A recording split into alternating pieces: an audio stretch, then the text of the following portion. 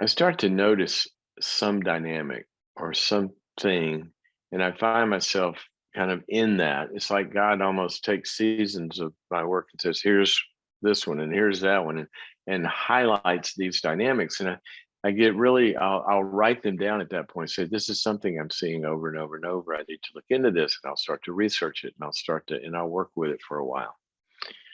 And this is one of those, and it is a concept that um, I like to, if I can use metaphors, it helps me. I hope it helps you. Um, the metaphor that I used in the book Integrity for this is something called the wake. Now, that may be because I'm a boater. I don't know. I love boats and water. But if you have ever been on a boat, okay, and it's moving across the lake or it's moving across the ocean, and you're standing on the aft end of that boat, the back of the boat, and you're looking back where you've been, boat's going this way, you're looking back, it leaves a wake behind it. As it goes through the water, it leaves a wake on two sides. And you can tell a lot by that boat by the kind of wake it leaves. If it's the wake is really shallow, you might be going too fast and burning up too much fuel. If it's the wake is too steep, you might not have planed out and you need to change that. If the wake is curvy, you've lost your direction, you've lost your heading. And captains can look back and look at the wake and kind of know how things are going. Well, you know what? That's what I started to notice. That people leave a wake in life. You leave a wake. Your boss leaves a wake. Somebody in your work team leaves a wake. Somebody in your extended family leaves a wake. Every time they come through here at a holiday gathering or anything, every time they call, every time I interact with this boat and they go past me, I'm left in their wake. And that wake has two sides to it. And I want you to think about this in terms of what we leave behind us. And what we leave behind us, that wake always has two sides.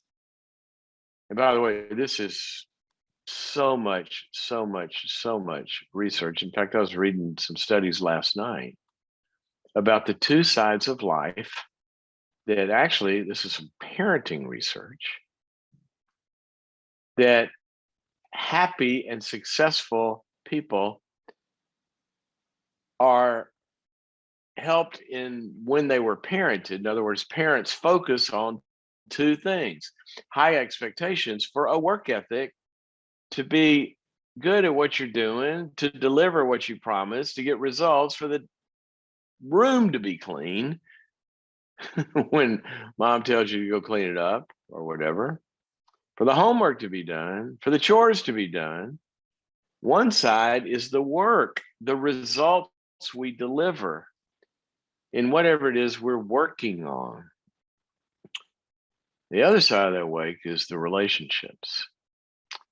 And what they found out about successful people, what successful people do in life, whether it's in marriage or in work, that those two sides of the wake are true in both. Successful marriages, a spouse can depend on the other one to deliver what you promised to deliver, whatever your role is. We divide those up and do stuff and depend on each other and contribute, use our talents and abilities to make a relationship work. So can I depend on you to get good results? And what I'm asking you to do, if I ask you to handle the finances, are you blowing it off? If I ask you to pay the light bill, did you blow it off? Or if I'm depending on you to do this, did it not happen? Well, that's going to cause a problem in the relationship. See, the wakes are connected.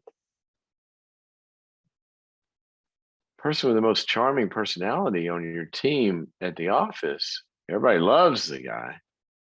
But boy, we get a lot more done when he's not here. I once worked with a business where it was founded by two partners. Big business. Ultimately, like over $100 million business. One of the partners paid the other partner a bonus every year if he would not be involved in the business.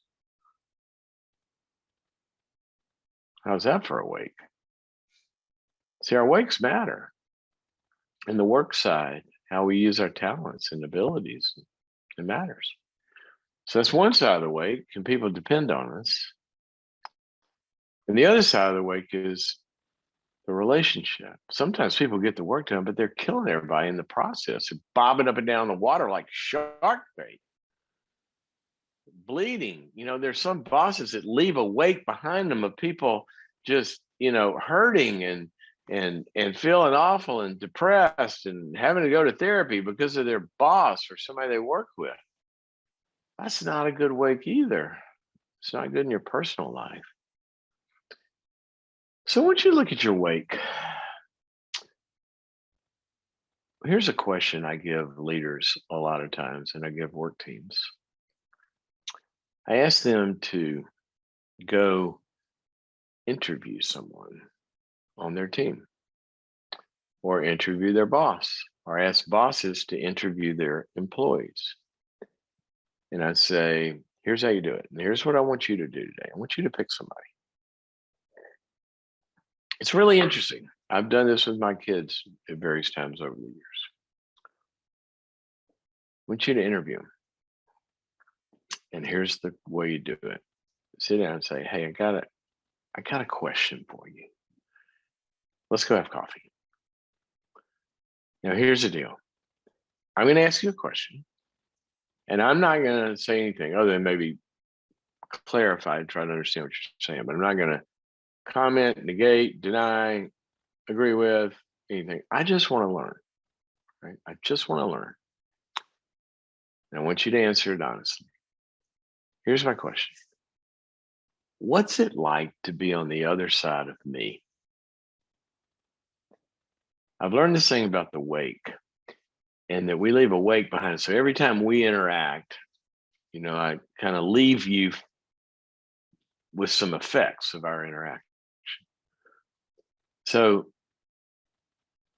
is it good to be on the other side of me in this relationship? Can you depend on me to do the things that you need me to do wherever they apply? And how does it feel relationally in your personhood? Are you better off for being in my wake? Or are you kind of, bobbing for air out there? You surfing or are you drowning? I want you to surf. I want to be the kind of person that we spend an hour together, you leave that hour, something's better. You just fulfill maybe because we connected well. I don't know. I just want to know, what's it like? And what do I do that helps that wake? And what do I do that gets in the way of that wake? That's my question. So that's kind of something for you to think about. Go find that person. It's really interesting how much closer relationships get when one person gets vulnerable and asks the other one, tell me where I can do better if you need me to do better. Sometimes there's some people you can't do that with, they're too mean or whatever. I get that. But I'm talking about, in the main course of things, relationships that we can actually talk to. Pretty cool question. Pretty cool question. We used to do a variant of this with our kids. Still do actually here and there in funny ways. But we, sometimes family meeting, go around the table. Okay, what mom do this week that everybody loved? And then what can she do better? Or dad? We'd always start with us. Take the heat first and then go to the kids. And it was so cute to watch when the girls were little. They get called out on something and you could see them kind of like, they're kind of smiling, but oh, you caught me. And when catching each other becomes cool and feedback becomes cool, that's a pretty intimate experience. We learn to laugh at each other. We learn to laugh at ourselves is the big one too.